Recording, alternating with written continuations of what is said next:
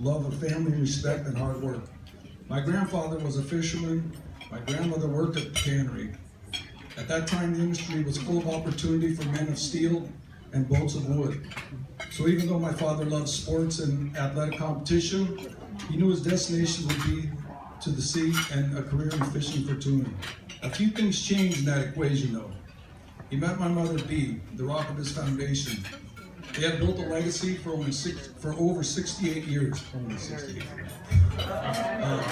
He also met Uncle Sam, so out to sea he went again, only this time to serve his country in the Navy, where he received a Purple Heart. It wasn't long after returning from service in the military that he and my mom were married. Over that decade, half of the family was born.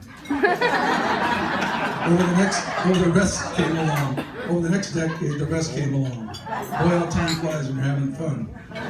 At least those trips home. My mother held down the fort while my dad was out to sea.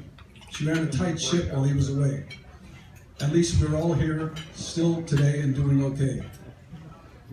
Being gone for months at a time my dad wasn't used to keeping track of so many kids. On one particular occasion, he went to Leo Bolt's drugstore with some of us to pick up a few things. When he got home, my mom was a bit concerned because he came back with one less. Wasn't the only time. We laughed about that day, and over the years my parents have welcomed 23 grandchildren and 27 great-grandchildren.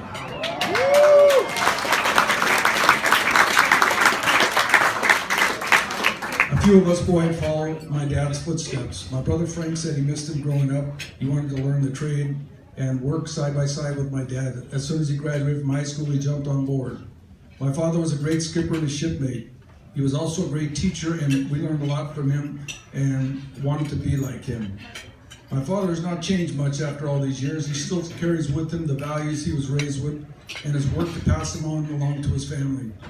My father is one of the most unselfish persons I know and is always trying to please those around him. He loves to live life with celebration and gusto and is always looking forward to the next family event or gathering. And there's plenty of those. But he gets stressed out if he thinks there might not be enough food or drink. It's a Portuguese thing. I'm sure a lot of you have run into him or been almost ran over by him on the way to Stumps to pick up some grease or wine. Tonight is your night, Dad. We want you to relax and enjoy the special evening with family and friends. We're also thankful for you and proud of you for your sacrifices throughout the years.